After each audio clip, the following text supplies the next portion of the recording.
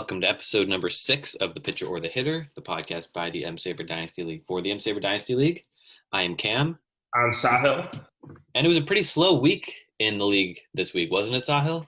Yeah, definitely not what I was expecting after kind of the big outburst of trades to start the offseason. But we're moving towards the cut deadline here. So there's been a flurry of ad drops and definitely some interesting players that have hit the free agent market. We'll talk about that. We've also got an interview with Jake Levine of Bo with the Flow coming up, as well as we're going to be unveiling our power rankings for the beginning of November.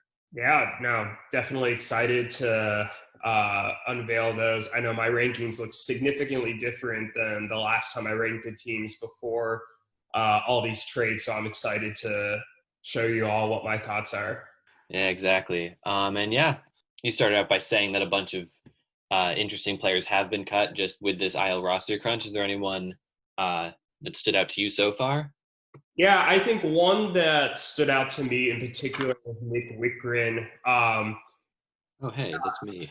Yeah, it just so happened to be after you cut Wickren, the Indians announced that they were going to non-tender Brad Hand, which I don't think anybody really saw coming. I think we knew that Cleveland would try to, cut money this offseason, but I thought that they would at least try and trade him or something. So I know Wickren held a big role in the back of that bullpen last year. It was like him, Hand, and Karinchak. So I expect Wickren to either be kind of the closer there next year or like the top setup guy, especially because there's no way the Indians are going to spend significant money this offseason to improve that bullpen. And I think Wickren was tied for third in the majors and holds this year with 10. So I'm excited to see what he'll be able to do. Yeah, I may have been a little hasty on my part cutting him, but I added him right before that final playoff matchup just to get some holds. So it's not like, so even though he had all the holds, it's not like he was someone who was sought after all season. It's not like he was a mainstay in my bullpen. I figured I'm just going to cut down on the bullpen anyway in the off season so I can just add guys during the season. That's where I would make my cuts to get under the limit. So I'm not super worried, even though maybe he does have, with Hand gone, a little bit higher upside than your standard Gregory Soto type. Absolutely. No, I mean, I think these bullpen pieces are pretty replaceable in general. And I mean, who knows what the pen's going to look like for the Indians in a couple years or a couple months. Another guy I wanted to highlight was someone that I had mentioned last week. We were talking about guys who could get cut, and I believe he was cut in the time between I mentioned him, but before the podcast came out, and that's Clayton and Jake cutting Cole Hamels on Saturday. He's someone, he only pitched a couple innings before getting shut down with an injury very early on this season, but the Braves had a lot of high hopes for him this season as kind of a veteran presence in their dugout. And is he a free agent now? I'm not quite sure. He is a free agent. He signed a 1-year deal with Atlanta. I mean, look, he was coming off the very good season with the Cubs. I know he's older now, but I think that he could be the type of guy that fills in the back of someone's rotation in the Dynasty League and maybe give, a few solid starts or maybe as a guy who's more of a streaming option. But I definitely think that if he could stay healthy, he has the upside to stick on the back of the roster. Let's talk about Andrew has made some cuts, and he just said in the Slack that he's got some more to make, but he's already cut a few guys. Stephen Piscotty, someone I had potentially reached out about acquiring. Sean Murphy, not Sean Murphy, Tom Murphy, not Sean, who's a guy, he's got that Rockies connection. And Jay Happ, who's someone that I've owned and I've been very happy to own in the past. Yeah, Piscotty has always been a pretty solid player. I think that, he's the type of guy who could contribute as kind of a back end outfielder on a team or, someone who could be picked up in case of kind of an injury replacement. I think his last great full season was 2018, so it's been a little while, but I think that the potential's still there. He's going to be 30 to start next season, and I think he could be pretty solid moving forward despite a down 2020. J.A. an interesting name. I know that the Yankees didn't really give him much of an opportunity to pitch this year because they didn't want his option to vest. But when he did pitch, he was very good. He's always just consistently throughout his career been a pretty solid starting pitcher. And I know he's been in the league since 2007. It's hard to believe now he's as old as he is. So he started out teammates with Cole Hamels, I believe. Yep, Phillies. back on the Phillies team. So he's 38 now. So kind of similar with Hamels. If he's healthy, maybe he could stick in the back end of a rotation, but I wouldn't count on it. Who's the other guy? Tom Murphy. If I remember correctly, Tom Murphy missed this entire season. But yeah, 126 WRC plus in 76 games with the Mariners last year. That's pretty solid. And, Austin Nola's not there anymore. He could be a sleeper capture option for a team if he comes back healthy. 18 homers too in that time. So, Yeah, I know Andrew does personally like Tom Murphy a lot. So a little surprising if he's lost confidence in him. Maybe there's something there. But yeah, I agree that J-Hap could be a good streaming option, but he was solid this year, even at age 37. Yeah. No, absolutely. He'll I think he could still contribute for a team. So one other guy that we thought was worth mentioning was Miles Michaelis. He was cut by Alex Fisher.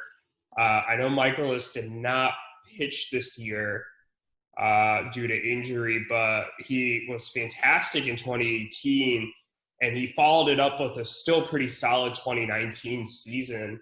2.83 ERA in 2018, a 4.16 ERA in 2019, and he's only 32. If he could bounce, and he's still under contract with the Cardinals until 2023, they're committed to him. If he could bounce back from the injury, I think he's a solid back of the rotation starter, and I think he has more upside than Happ and Hamels. I think if I had to pick one of those three to roster to start next year, it would be Miles Michaelis. He's just got to get healthy. I forget exactly what the injury was, but I think he's a solid starting pitcher. He doesn't walk a lot of guys, and he could definitely contribute to a team. Yeah, I agree. And certainly going to be a lot more cuts coming in the next week, and we'll be right on top of all of those. Yeah. Want to get into our power rankings? Yep. Let's do it. I think the way that we're going to do this is we're going to go from our worst team to our best team, and each of us are going to reveal it kind of together. So I'll give my worst team, and then Cam will give his worst team, and then we'll move on up from there. So I guess I'll start with number 12 on my list is Andrew's team. I think Andrew has acquired some solid players this offseason. Jesus Luzardo should be a good anchor for the rotation, and Chris Sale as well. But I look at that offense, and it is pretty barren, especially after trading away Yordan Alvarez and Josh Bell. I think Jake Cronenworth is probably Jake Cronenworth, Ozzie Albies, and Will Smith are all solid players, but relying on guys like Adam Duvall, Raimel Tapia, Randall Grichuk, Jacoby Jones, Mitch Moreland is not really a place I'd want to be. So Andrew's my number 12 team. My number 12 team is also Andrew's team. Yeah, I don't have too much more to add. His offense is not great, although I like the acquisition of Albies, and I think Jerkson Profar is kind of a good under-the-radar guy I like. But in general, it's pretty barren. His bullpen's solid. I think the EBO could maybe do themselves a service and do some looting of that team, bullpen-wise. His pitching's not as bad as some other teams, but in general, I think that adds up to being the worst team. Yeah, I'd agree.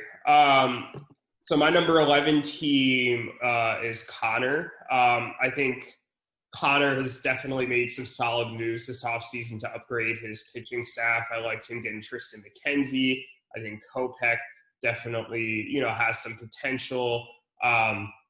And he obviously did a lot of work adding to the bullpen, both kind of in the middle of the season, getting Josh Hader, and also acquiring guys like Evan Marshall, Tanner Rainey, and Trevor May in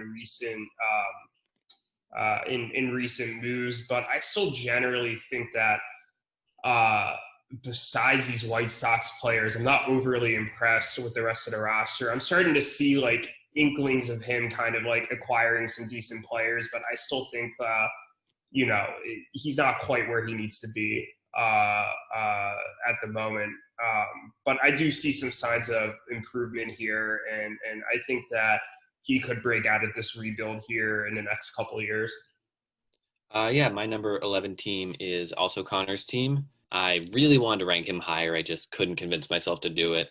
I do like a lot of his players, his White Sox, obviously. And the acquisition of Gio Urshela is a big move for him, and possibly a symbolic move, as we discussed when he came on the podcast. Evan White's poised to break out. And I think a lot of his starting pitchers, Lucas Giolito, Brady Singer. But yeah, and he's got Josh Hader, who can probably trade for a king's ransom as well. And then his guys coming up, a lot of his prospects are really close to the majors. Tristan McKenzie's ready. Nate Pearson's pitched a little bit in the majors. Luis Patino. Joey Bart has played. Alex Kirilloff was up for the playoffs. Nick Madrigal. Yeah, Nick Madrigal as well. So his guys are ready. I think his team I don't think they'll make the playoffs, but he could really, really surprise some people next year. And I was really tempted to rank him higher than 11. Yeah. Oh, no, absolutely. I really wanted to rank him higher, but I just couldn't bring myself to do it either. Let's move on to number 10. My number 10 team is Anthony. Okay. He has a lot of pieces that I like. I mean, Mike Trout is great. Xander Bogaerts is very solid at shortstop. Yasmani Grandal is solid. Kyle Tucker's a nice young piece. Ramon Laurado had a down year, but I think he could bounce back. But that pitching staff just is a giant question mark. Charlie Morton, I think there's a chance he retires. And also, he's not coming off the best year, although he was a lot better in the playoffs. I think that, Carlos Martinez, James Paxton, Corey Kluber got a lot of question marks. If they all bounce back, that could make for a solid offense solid pitching staff.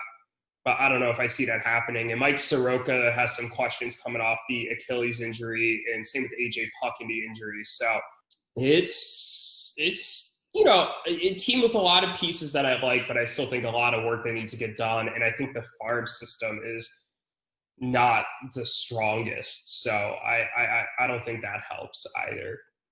So hence the number 10 ranking. This is the first time we differ in our rankings. My number 10 team is Alex and Daniel, the Fighting Bellies. I think this team, they're the one team that's not super active. They do have a lot of guys I like: Arenado, Corey Seager, and Cody Bellinger, obviously. But I just think the bench, the bats they have are not deep enough. They only have one bench bat, and they also still have Marwin Gonzalez in the starting lineup every day. Starting catcher is Chance Sisco. So I think really they just do not have the depth position player wise, even though they have a lot of great players. The pitching's fine. Dustin May kind of broke out a little bit in the playoffs. Tony Gonsolin as well. This team has a lot of Dodgers. My God. Yeah. And Chris Bubich looked okay in a few of his starts. And a lot of their starters are young, which is something they have going for them. But in general, I don't see them putting in the work to scour the waiver wire. And I just don't think they have the depth that some other teams have. Yeah, absolutely. I think that's a fair analysis and a fair ranking. You want to move on to number 9? Yeah, let's do it. Yeah, this is where I put Alex and Daniel, the Fighting Valleys. I don't have too much more to add, but I think the difference for me putting Alex and Daniel above Anthony was I think that their pitching staff is a little better and has some more upside. You know, they have Severino, Lance McCullers. As you said, Bubic had a couple of solid starts for the Royals. And let me make sure I'm not forgetting anyone here. Taiwan Walker is someone who kind of came on strong this year, and I think he has a lot of upside. Mitch Keller, too, is a great young pitching prospect, and Dustin May. Chris Bassett, I think, is ridiculously underrated. So I know maybe they don't have the deepest offense, but like Brandon Lau, Nolan Arenado, Corey Seager, Dansby Swanson, Justin Turner, Brandon Nimmo, Mark Canha, Cody Bellinger, Tim Anderson, Gavin Lux, those are all very solid names. So I think that just kind of the combination of that all made me kind of rank them number 9 above Anthony's team. My number 9, and this was the team I've had the hardest time placing, and that's Moneyball. That's Yuki's team. I straight up do not know what to think of this team. They made the 5th seed. I beat them fairly easily in the playoffs. Bryce Harper was phenomenal this year, but I'm not sure he's going to have a 420 on base percentage. JT Realmuto is probably going to sign with the Mets for a buttload of money, and he's got the best catcher in the league. He has, as well as 6 or 7 other catchers. Yeah, I don't really understand his obsession with catchers. I mean, even when I inquire on Austin Nola, he's like, I need to get a catcher back in return. And I'm like, you got Real Muto. Like, Yeah, I don't get it. He likes Kevin Biggio. Also, and I think a huge thing that went into his placing so high in the roto standings was Cesar Hernandez hitting 20 doubles. This team hit so many doubles with a lot of guys who I just don't think are going to hit that many doubles again. It's a fluky category, and he did really well in it. And we go into the pitching. Dallas Keuchel's fine. Kenta Maeda was very good this year, but he's old. Clayton Kershaw's great, but not for how much longer. And then the bullpen, Stephon Crichton, I guess, saved 5 games. He's the Diamondback closer. yeah, I'm not sure he can have a role next year, but yeah, I see this team taking a big step back. Yeah. So my number 8 team was Yuki, and actually, after hearing you talk, I'm not sure. Maybe I should have put him at 9. I mean, I agree with your analysis. I think you and I have talked about this a bit, but I think that his better strategy in the middle of the season would have been when he still had guys like Brad Hand and I believe he had Chapman. I could be wrong. You and I have talked about this a bit. I think the better strategy for him would have been to trade away to starting pitchers and gone all in on relievers, kind of how EBO does, because Yuki is a very solid offense, and I think that could have been an effective strategy for him. He's traded away some of those relievers now, and I don't think the rotation has really improved a whole lot. I mean, getting Kenta Maeda was a big get. Brad Keller, I think, is very solid. Kershaw's Kershaw, but, he's got a lot of injury issues. We were discussing a Kershaw Greinke deal during the season, and that was kind of one of my concerns with the back injury, even though he was younger.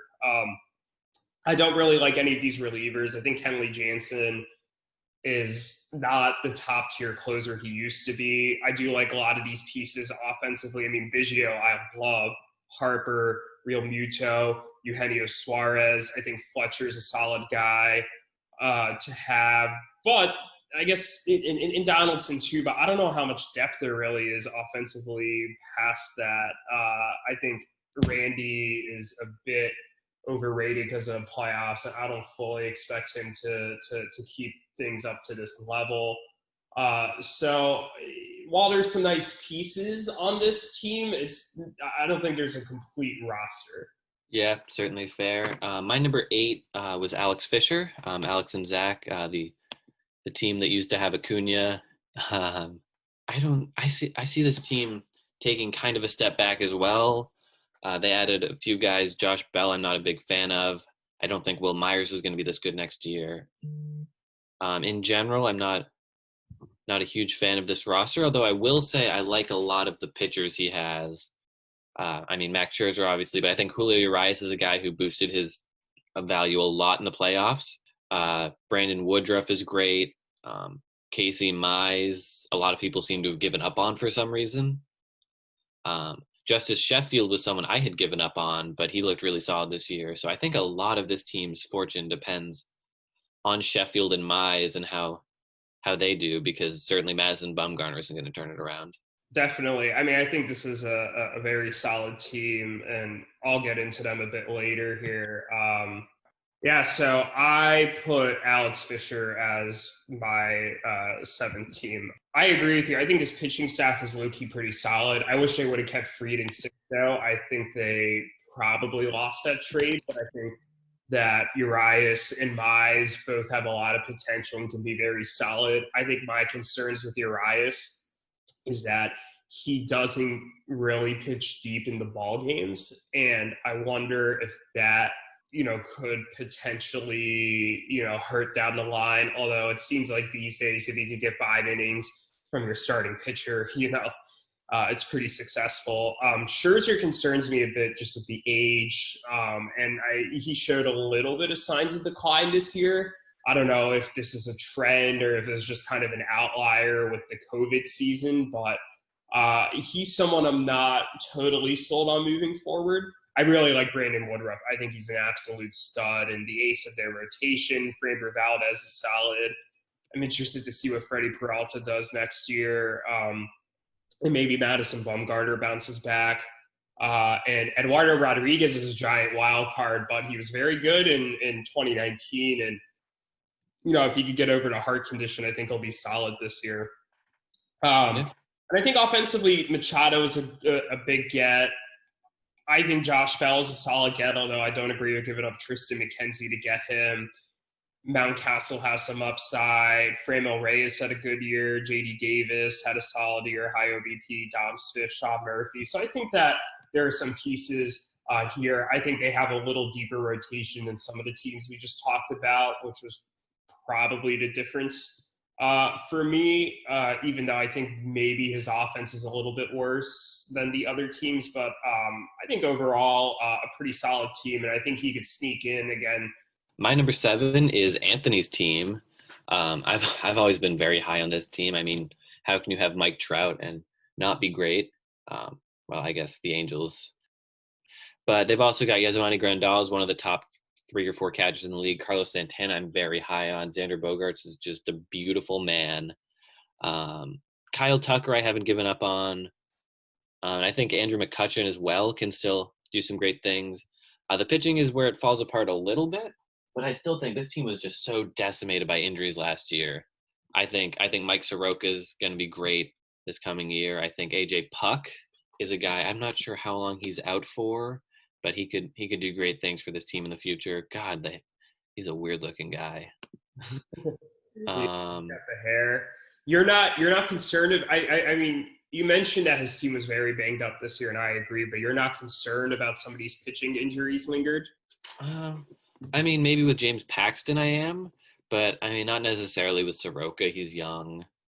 And then I guess everyone else who got injured, Corey Kluber, he's probably going to cut anyway.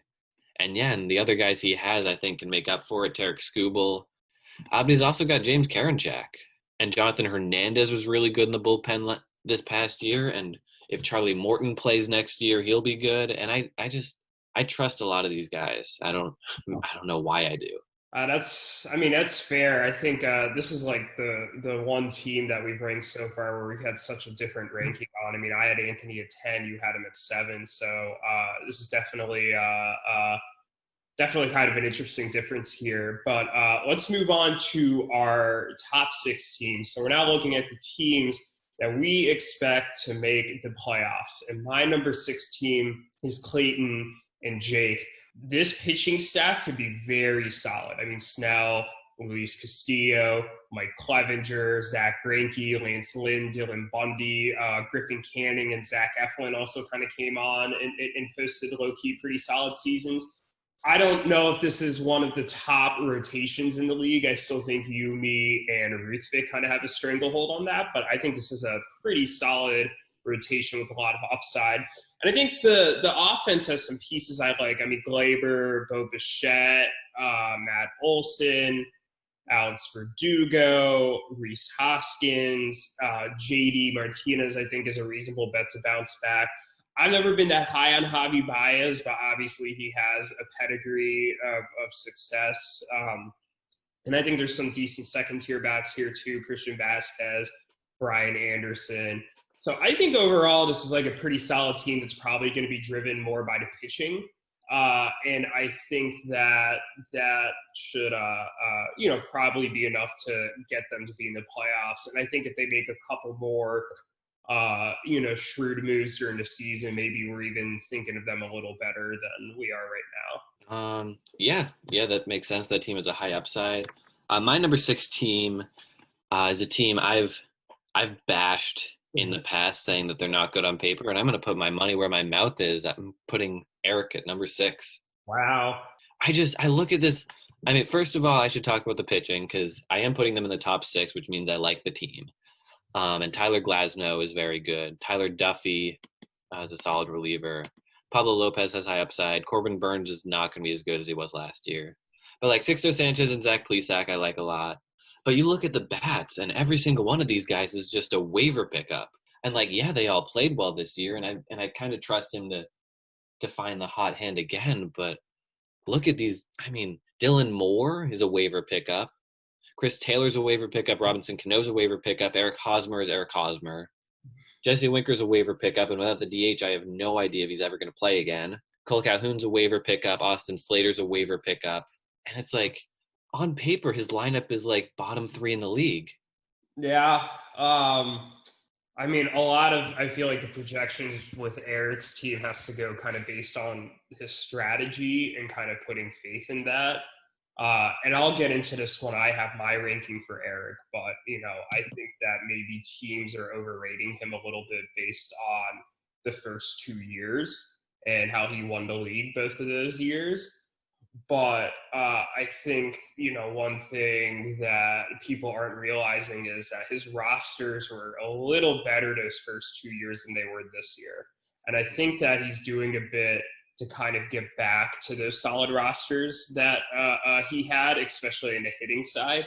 But one other thing I'll add in Eric's defense is I think in a head-to-head kind of strategy or in a head-to-head league, not like the Rado league that we did this year, I think his roster should hold up a bit better. We'll see what happens there. All right. So my number 5 team is the Deep Sea Devers, Ruth Vick and Nick. Obviously, there's a lot of stars on this team. I mean, DeGrom and Bieber are probably the best 2 starting pitchers in baseball at this moment. I like some of the other guys they have in this rotation. Marco Gonzalez is, pretty consistently solid. Zach Gallen is one of my favorite starting pitchers. He's a guy I've really been targeting. Kevin Gausman, Aaron Savali had some decent seasons. Dinelson Lamet is an interesting guy. I mean, he obviously, had a fantastic year, 2.09 ERA, 0.86 WHIP, but ended the season hurt.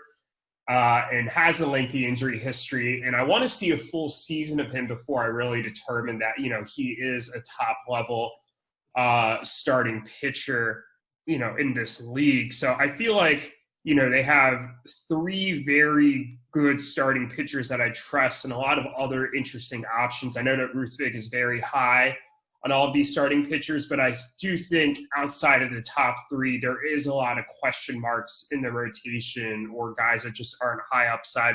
But the main reason I put them at number 5 is I just, don't think the offense is maybe up to par with some of the other teams that are higher on this list. So Ronald Acuna is great. Alex Bregman had a bit of a down year, but is still a pretty solid option. Same with Rafael Devers.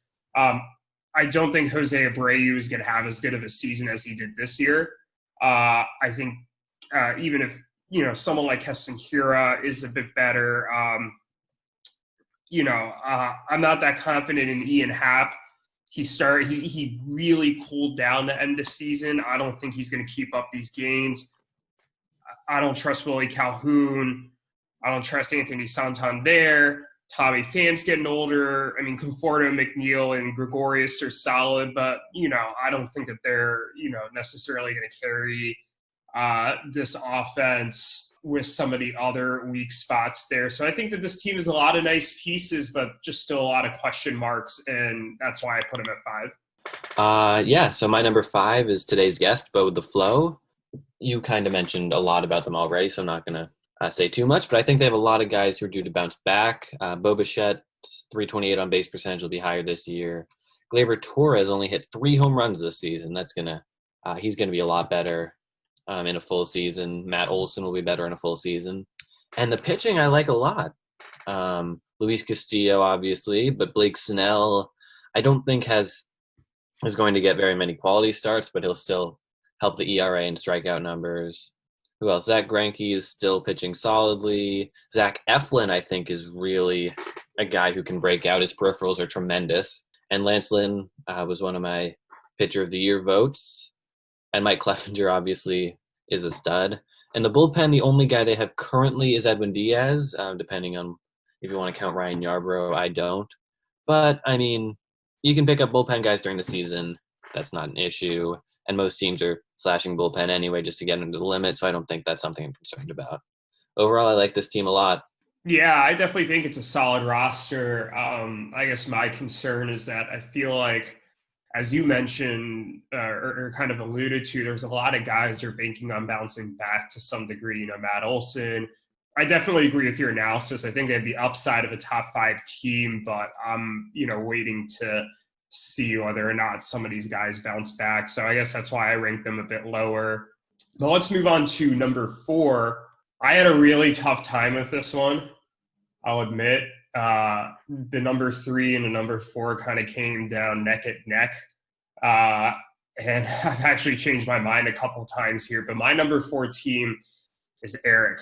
I really like what he's doing with the pitching staff.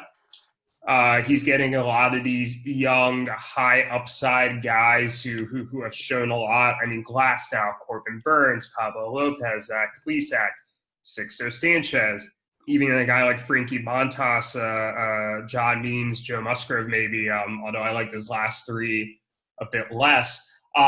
I feel like he's starting to build this rotation into one that, can be a pretty dominant force if things break right. And I don't even think all of those starting pitchers need to pan out. If like 5 of them pan out, he's got one of the better rotations in the league. While his bullpen might not be as deep as it's been in previous years, I think he'll add more during the season. And Devin Williams was the best reliever in the NL last year. So that's a great anchor to have. The reason I ranked him lower than the other teams, the other 3 teams above him, is just the offense. I like Luke Voigt. I like Jose Ramirez. I like Kyle Lewis. I like Whit Merrifield. And Giancarlo Stanton, if healthy, but he can never stay healthy, is obviously a solid bat. But, like, the rest of his offense is just waiver pickups. And I get that, part of Eric's strategy is to, pick up the hot hitter. I get that a lot of these guys provide some upside at, some of the categories which Eric emphasizes, i.e. Dylan Moore and Leody Taveras with the stolen bases. But I just think over the course of a full season, you need a few more trustworthy bats in that lineup. And I just don't see that. Mm-hmm. Yeah. I mean, I've been very candid with my thoughts on that team, especially, but you pretty much hit the nail on the head with the offense. I mean, look at a couple of these guys are guys that I cut in the middle of the season. It's not like they're guys that he's had time. They were hot hands that he picked up and has been riding them to success. They're hot hands that I picked up and then dropped when they were no longer hot. And yeah, my number 4 team is Ruthvik's team, which means I believe just unless you have some weird rankings, we're gonna have the same top 3. I believe we do have the same top 3. But yeah, I've got Ruthvik at 4. This team just has pitching. Shane Bieber and DeGrom, obviously. And I like Tyler Mahle a lot. Tyler Boyd I don't like, but that's okay. Kevin Gausman I don't like, but that's okay. and he's just got a lot of pitchers who were great this year, and it carried him to the number 3 seed. I'm worried if some of these guys are going to be able to keep it up. Nick Anderson really struggled down the stretch in the playoffs. The bats, I mean, his top guys are really great. He just doesn't have any depth. I believe I was complaining about Daniel and Alex's team for the same thing. But his top bats are as good as anyone else's, and his top pitchers are as good as anyone else's. He just needs to figure out how to find some depth. I agree. I think the depth is the difference between him and the top 3 teams. And I think while it works over how long was Dorado's season? Like 8 weeks, 9 weeks. I don't think that works over a full season. I will concur in your opinion that Matt Boyd is garbage, even though you called him Tyler Boyd. Oh, did I? Yeah, getting the I love Tyler Boyd. I love it. But Matt Boyd is not a very good starting pitcher, and I want to make sure that's been emphasized. Yes, Tyler Boyd is very good. Matt Boyd is not. That is correct. Want to move on to number 3? Yeah. So my number 3 team is Cam Kane, Danger Moose. I'll start with the rotation here. Bauer and Darvish. Both top 5 starting pitchers this past season. I think it's a great, kind of 1-2 punch atop the rotation. Walker Buehler, I think with a full season, if he's on, could be better than those two. Hinge on Rue, I thought was a great trade that you made in the middle of the season, and he finished well. I mean, I have concerns about him keeping it up, just kind of durability in his age. But I think he's a very solid starting pitcher. Same with Chris Paddock had a bit of a down year, but I mean, he still has the pedigree, and I think that he's going to bounce back. Zach Wheeler too had a great season, and I expect him to have a similarly great year next year. I think you also have some interesting guys coming off of injury like Syndergaard and Tyone that I think could also really help the rotation. My thoughts on Kyle Freeland, so I'm not really going to go into that. But I also think there's some solid relievers here too with Hendrickson and Diekman. I'll be curious to see where Hendricks goes. I think the offense, while there are a lot of pieces that I like, I think there's a little more question marks than I have with the rotation. I think Rizzo had a decent year, but it was definitely a down year compared to his prior seasons. And I wonder if now that he's on the other side of 30, maybe we're going to see a bit of a decline. Moustakas, I think, is still a solid bat, but I think I'd like to see, a bit more of a bounce back. Vlad, I'd really like to see take the next step. Francisco Lindor had a decent season, but again, he still left me wanting a bit more, but he's still a top 10 player in my mind. I think Alec Baum's going to be an absolute stud for you. I read an article yesterday that compared him to a young Freddie Freeman. And I think you'd be pretty damn happy if you got the next Freddie Freeman out of Alec Baum. Trent Grisham's a guy I really like, and I expect him to be a solid contributor in your outfield for years. I don't need to say anything about Juan Soto. We all know how awesome he is. Same with Aaron Judge, although I'm a little concerned about the health there. I think Gallo and Chris Bryant are 2 guys I'll be looking to have a bit of a bounce back season. They obviously are the big names, but I'm a little concerned about both of them, admittedly. And I think you also have some other decent kind of secondary pieces here with Jock Peterson, Nick Senzel, Tommy La Stella. So I think it's a solid offense. I think that there's definitely some question marks, some guys I'd like to see improve, but overall, I think one of the better offenses in the league. And obviously, we all know how great your farm system is. So I think this is a very solid organization as a whole, but I'd like to see, a bit more from the offense to really put them above the next 2 teams. So that's why I got you at 3. All right. I also had myself at 3. I think my team has the upside to be number 1, but right now I gotta keep it at 3. Catcher is definitely a weak spot, but I think Adley Rutschman can fill that easily. And you were pretty spot on about the offense. I like Joey Gallo a little more than you do, but you're right. He does need to bounce back. Same with Chris Bryant. A lot of I'm a little worried that there's not much room to find better guys in my offense. Like I got a B plus offense, but I'm not sure how to make it into an A offense. I'd say Alec Baum will help. Joe Adell, he had a rough first cup of coffee in the majors, but so did Mike Trout. So if he can turn into what everyone thought he was going to be, that'll be a huge help. Obviously, Juan Soto goes without saying. Aaron Judge and Nick Senzel are both guys I'm worried about. The injury there. I guess if Nick Senzel gets hurt again, that gives me more roster flexibility, so that's nice. Alec Baum, I'm in love with. Same with Vlad. And then my bench, I think Peterson and Segura and John Birdie can slide in and get me some steals. I think my bench is really great. As for the pitchers, I mean, top 2 in the league. Bauer is great. Walker Buehler is great. Yu Darvish is great, even if he's a little old. Same with Ryu. Zach Wheeler was terrific this year. Syndergaard's going to be great when he gets back. And then my bullpen, very makeshift, but did a really good job. And I have a lot of guys who are really close to the majors too. I think Vidal Brujan was they were really thinking about putting him on the major league roster, and that would help my middle infield, which I believe is the worst part of my team. Yeah, I think there's no reason to think I won't be competing for one of the 2 first-round buys. Yeah, I think I'd say that, and this could very much change, but I think we've reached a point here where, like, I think these are the 3 teams that are. I'd say I'd include Eric's team as well. I think those are the 4 teams that are probably competing for the 2 buys. I think that maybe some of these other teams have a shot, but I think the 4 most realistic contenders for a buy are you, me, EBO, and Eric.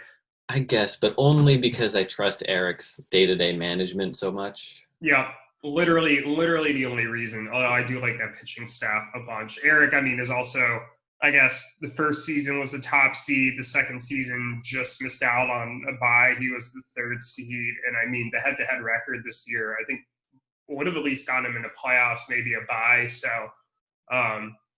no, I would agree with that. But let's move on to number 2.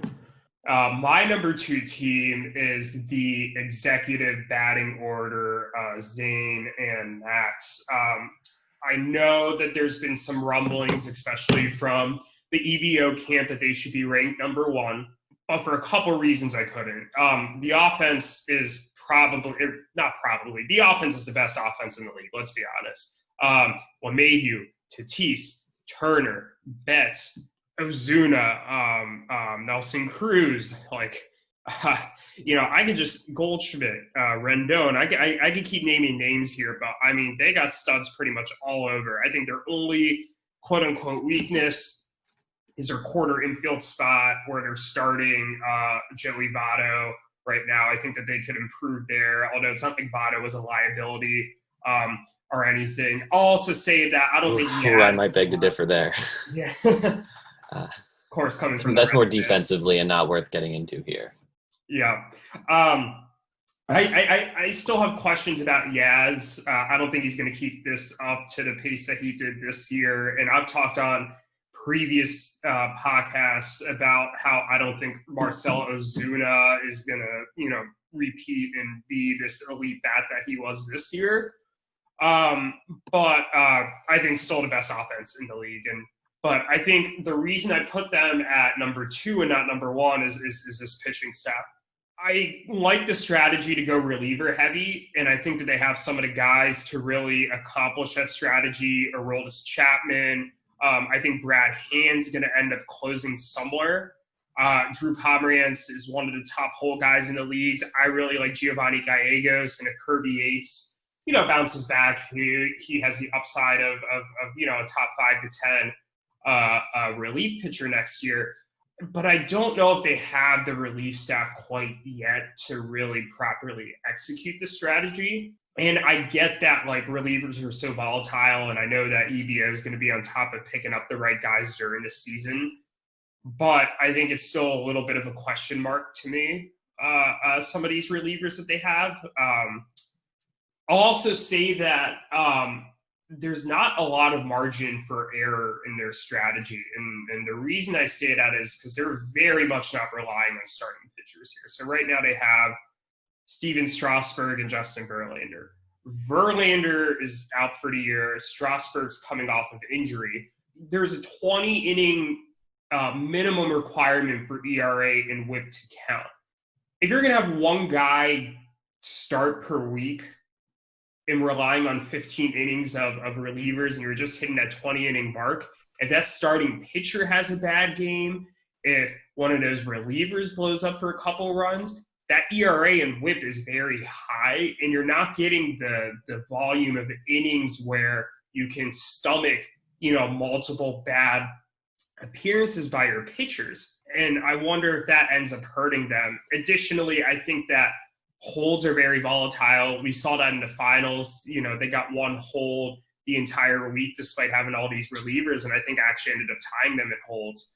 So while the strategy was very effective for them in the semis and the finals, and almost got them to a championship, I'm just not sure it holds up over the course of a full season. I just think they need to get another starting pitcher or two for the strategy to really work effectively. And for that reason, I got them at number 2. I will say one more thing before I turn it over to you.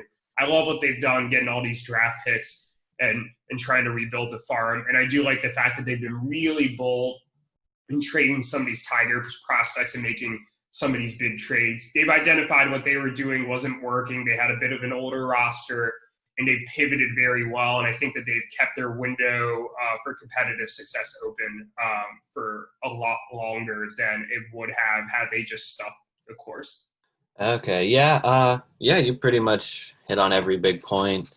And we've talked about this team ad nauseum, so I don't think there's too much I need to add, but I'll just say they've really crushed it this offseason. I mean, they needed a catcher, and they got Wilson Contreras. They needed a first baseman, and they got Paul Goldschmidt. And, yeah, their whole pitching thing is just finding a market inconsistency in that maybe if teams that get a lot of relievers can win those categories, and they're just trying to abuse the hell out of that and hope it works. And I'm very, very curious to see how this team does, because that could make or break them this coming season. Definitely. I think they've had by far the best offseason to date. And one more thing I'll add is they've given themselves the flexibility to pivot if this doesn't work with all of these picks. I mean, they have 4 first-round picks this year, and they have a bunch more in 2022 and 2023. If this strategy fails and they're like, hey, we really need to go out and get some starting pitching, they have the picks and the assets to go ahead and do that. So I think that this is a very dangerous team that is not done making moves in between now and playoff time. So I view them as my biggest threat, and Zane does a great job running this team. So I'm definitely scared of them. Right. So yeah, we've both got the same number 1. Yep. Do you want to go talk about your team for a minute or two? Yeah, I'm going to save the in-depth discussion of my team for my offseason preview, because I could sit here and talk about my team for an hour. I'll say a few points. One, I won the championship, and I think that, until proven otherwise, I'm going to rank myself as the top team. I was the second seed the first season, the first seed the second season, and by far the top seed dominating the Rado standings this year. One of my goals this offseason was to get younger. I've shedded all my old guys, Nelson Cruz, Zach Greinke, Michael Brantley. I was able to bring in some guys who are a bit younger. I think Max Fried was a huge get. He's a guy I've been trying to get for over a year. I was targeting him when Connor had him, and then when Alex had him, and then when Zane had him. Also wanted him when Ruthvik had him, but let's be honest, Ruthvik wasn't going to give him to me.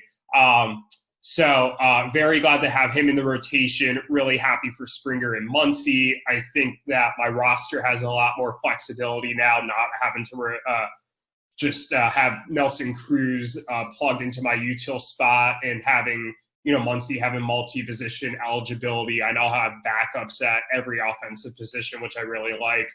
I know that I'm gambling a bit on some guys bouncing back: Gary Sanchez, Austin Meadows, Ketel Marte, just to name a few, or Patrick Corbin as well. But I think overall, this team has the depth both in the lineup and in the rotation to really overcome, some of these down performances. And I still think it's a top 2 offense in the league. And I think I'd still say I have the best group of starting pitchers. I think Ruthvik might disagree, and I think you might disagree, but I still think I have the deepest rotation in the league. And I like some of the guys I've acquired for the bullpen as well, and obviously I'm going to tinker a lot with that. But defending champ, still a very solid roster. I think I've made some improvements, and I'm, really excited to see how the next season, goes for me. I'm hoping I can repeat as a champion, but I will get a lot more into my team and some of my moves and some of my thoughts when I do my off-season preview here in a few weeks. Yeah, I guess I'll say a couple words.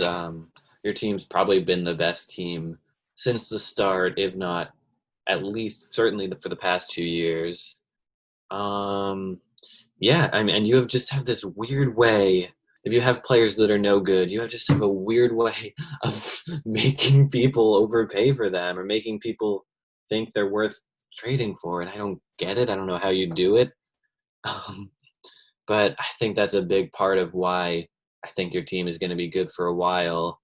And yeah, your rotation's great. I mean, it's hard to argue with calling it the number 1 rotation, even if Flaherty and Corbin weren't great this year, and neither is Barrios. But any rotation that has Max Fried in it is a top 2 rotation. And yeah, I think you've got to be the odds-on favorite to repeat unless EVO does something crazy this offseason, or if I do something crazy this offseason. Or maybe Connor could do a 12 or 13 crazy things this offseason and become the favorite. Who knows? Yeah, it's definitely going to be interesting. I'll say that, I feel like the competition over the past couple of years as we've gotten some more active owners in here has really tightened up, and things have become a lot, more difficult. And I wouldn't be surprised to see a lot of movement in these rankings and see some teams, kind of overtake, some of the teams we have ranked up top here, just because I think there's a lot of smart moves being made, a lot of smart owners, and I think the league's as more competitive than it's ever been. And I've been really excited just to see how things have developed. So, while I think I'm the top team right now, I'm not sitting on my laurels. I'm still actively improving or trying to do so, because I know that everyone else is. So I am very excited for the start of season 4. And I've been so happy to see all of these moves that we've made this offseason. It has been a fun month of October, just checking the Slack and seeing trades every day. Mm-hmm.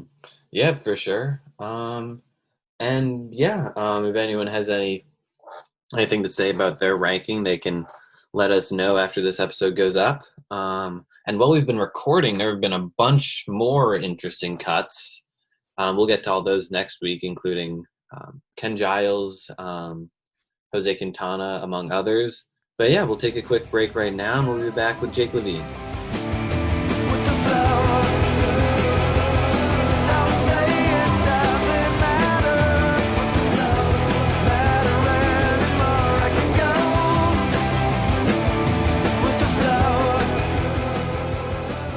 All right, we're back now with Bo with the Flow co-owner Jake Levine. How are you doing today, Jake? Doing pretty well. How are you guys? Pretty great. You've had a pretty active offseason, huh? I have. I like making moves, upgrading my team wherever I feel like I can. So definitely been active. Well, it looks like you've made 3 major trades. Let's start just by kind of getting your thoughts behind each of those trades. The first one was with me, actually. I traded you Zach Greinke, JD Martinez, Orelvis Martinez, Robert Poisson, and Andrew's 2022 second-round pick for George Springer, Max Muncy, Johan Oviedo, and Luis Angel Acuna. what was kind of your thinking behind that deal? Yeah, it definitely took us a long time to try to get a trade together. We've been a bit stingy with each other, but I'm glad we could get something. I think I value JD Martinez probably the highest out of anyone in the league. I think from 2016 to 2019, he was like the second best hitter in the league in terms of weighted run created plus. So I feel like just the shortened season, he obviously didn't have a good year, but I think he's a very good candidate for bounce back. I think my team actually has the two biggest potential bounce back candidates who could also be duds, him and Javier Baez. So I could see two comeback player of the years on our team next year. We could see two guys in the lineup who, don't really live up to their expectations. And then also back to the deal. So Zach Greinke, I felt like he is on the older side, but he's just been so consistent and so good for so long that he made a good addition to our starting rotation. And for the hitters, we gave up George Springer. I got in the deal with Matt Olson for Manny Machado. Springer's a great hitter. He's top 3 free agent this year, but he is on the older side. He's an athletic guy, and I'm a bit concerned that that could go down in the years coming. And then Max Muncy, I know you liked him because he is that really high on base, which I think he will definitely have a bounce back year next year. But we have a lot of good bats that I feel confident in.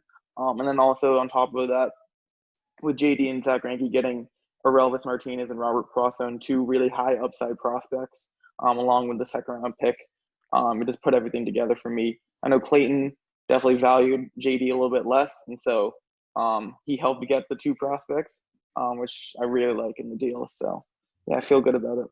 Absolutely. Really seemed like a win-win for both of us. I feel like we both really got a lot of, what we wanted. Obviously you all value JD a bit higher than I did. And, I was looking to move a starting pitcher, and I think I got two great bats back. But I also think this really bolsters your rotation, and the prospects are really great.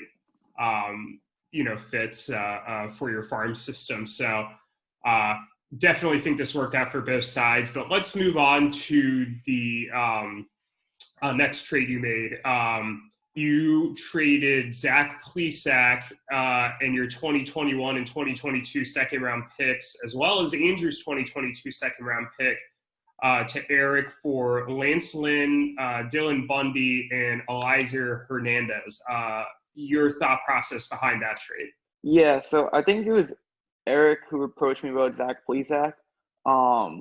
And for him, so Plesac's a really interesting guy because he obviously had a great season, but it was pretty shortened. And I think he's going to be a good pitcher in the future. But just the quantity of solid starting pitcher that I got back from him. Lance Lynn has obviously had a great second half of his career. Dylan Bundy, I feel like, is kind of in the same boat as Zach Plesac. He had a lot of potential in the Orioles, and he obviously wasn't great with them. But now the Angels, new scene, new team. He had a great year. I think he could be a really solid addition. Then Eliezer Hernandez was kind of a throw-in, but also a guy with high upside. If he doesn't pitch well, he's a guy who can just cut. But Marlins have a really good young pitching rotation, so he's definitely a guy that I can see doing well on our rotation. Definitely. It was one of the more interesting trades. I felt like, I know when it was made, I was talking to Cam, I couldn't really tell who came out on top here. But I definitely think a lot of interesting starting pitchers involved, some with some more limited track records. So I think it'll be really interesting to see, how they develop over the next couple of years. I think this is just a hard trade to kind of judge the exact winner or loser of right now, but definitely a great job on your part getting, I think, three pretty high upside starting pitchers here.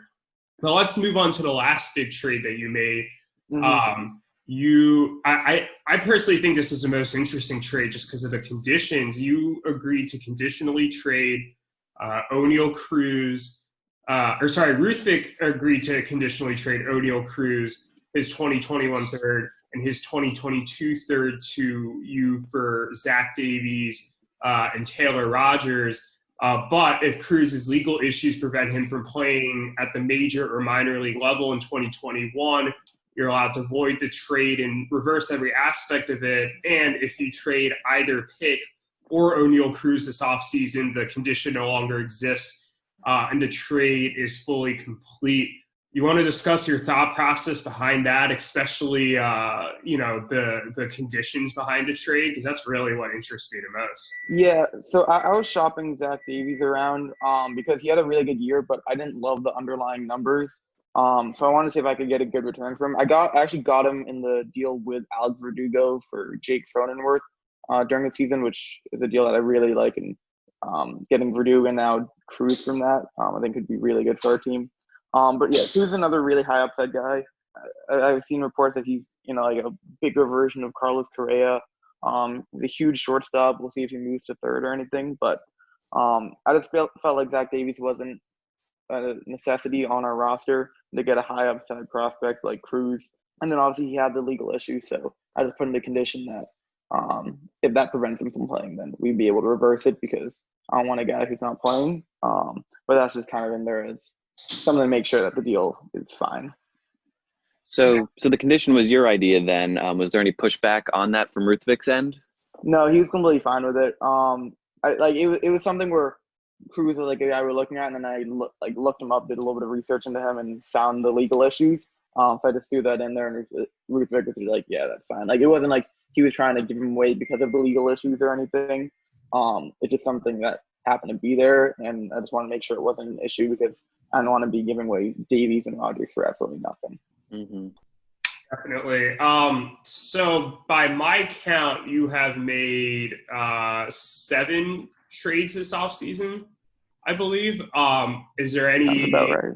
Yeah. Any other moves you have kind of coming down the pipeline, or any other places that you want to improve, or are you content with kind of what you've done with the team so far? Just kind of want to get your thoughts on where you think you are in terms of getting ready for the next season.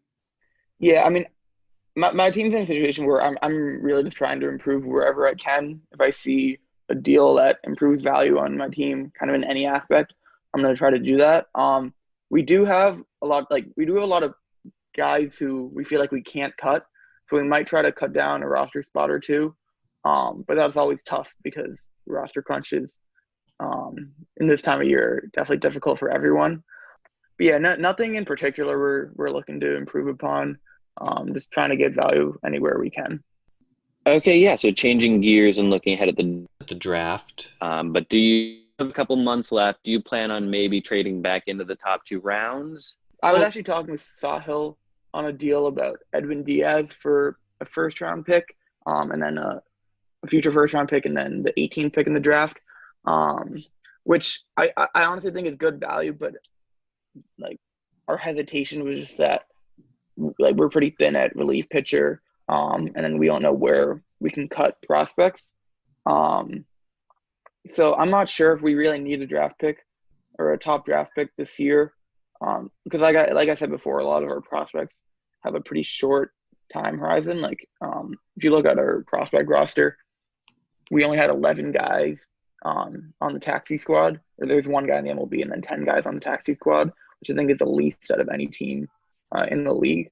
So we're looking at a lot of guys who are going to break through in 2021. Like the way I look at prospects is that I try to get volatile, high upside guys because even if I only hit on 3 or 4 of them, they turn into top 100 dynasty assets. Then I'd consider that more of a win than if I have 10 guys who are in that 100 to 200 range. Just because the depth can be we need to fill just a certain number of roster spots, and I don't need a bunch of average guys on my team. So yeah, there's not a lot of guys who we see as super high upside that we can get for a cheap price. I feel like a lot of times, like the prospects that we'd be trading away for a draft pick aren't as good as the guys we get for the draft picks itself. So yeah, no intent right now to get a draft pick. And yeah, if that's the case, then do you plan on holding on to the 2 picks that you do have currently? Yeah, I'll see what I can do with them. I don't know how much we can really translate that into Maybe we try to trade back into the 2022 draft, along those lines, but I don't think that's anything that we need to worry about right this second. That could be close to the draft where we figure that out. All right, so one question that we have been asking everyone, and maybe this will help spark some trade talks, is if there is a player on another team that you would be very interested in acquiring or targeting that you really just haven't had a chance to inquire on. When we had Andrew on last week, he actually mentioned one of your players, Matt Olson.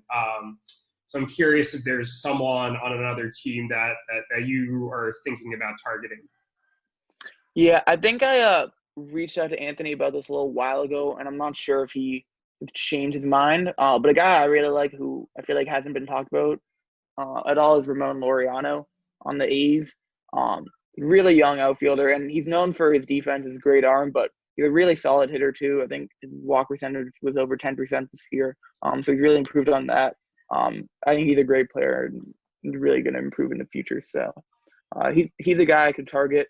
I'm not sure the price on him might be a bit expensive, but yeah, he's someone who I think isn't talked about enough, who I would like to have on my team. Oh, I like that. I like that a lot. Yeah, I mean, I'm just pulled up his Fangraphs page now. His walk rate doubled from last year, and while the average was down a bit, it was partially because his BABIP dropped, but he still produced some solid power numbers and a couple stolen bases. Yeah, and only 26 years old. Yeah, that's I think that'd be a great target for you all, definitely to upgrade that outfield. I think that's a great pick. I'd be curious to see if you could get a deal done there. But any kind of last general thoughts on any of the trades you make, or you've made, anything about the offseason, any last second thoughts that you want to get out? No, I mean, like I joined the league, I think in January, so it's definitely been nice adjusting to that, kind of learning the ropes of everything. I think my team's in a better position now than it was back then. I think when I joined, like our third best starter was Ryan Yarbrough, and now we have a ton of guys in the rotation. I think that especially has improved, so I'm really proud about that. Big trade from back then, we traded Eloy Jimenez and eventually we got Wander Franco and Luis Castillo from that, and then we flipped Wander for Glaber and Mike Clevenger. So really hear how that turns out in the future. Obviously, Wander could be a guy who's a top 5 player in baseball, but I felt like getting Mike Clevenger and Glaber Torres, who could be a top 30 hit or top 30 player, was worth it at the time. But yeah, it's definitely been fun. I like where the team's at. I think we could compete next year. So yeah, it's looking pretty good. Definitely. Now, I think you're definitely geared up for a potential playoff run next year, and I'm very excited to see what other moves that you'll make. It's very nice to see that you all have been active on the trade market and trying to do your best to improve the team. Well, thank you for coming on. We really appreciate it, and I hope you could get Ramon Laureano and a deal soon. Yeah, thank you guys. Nice talking to you.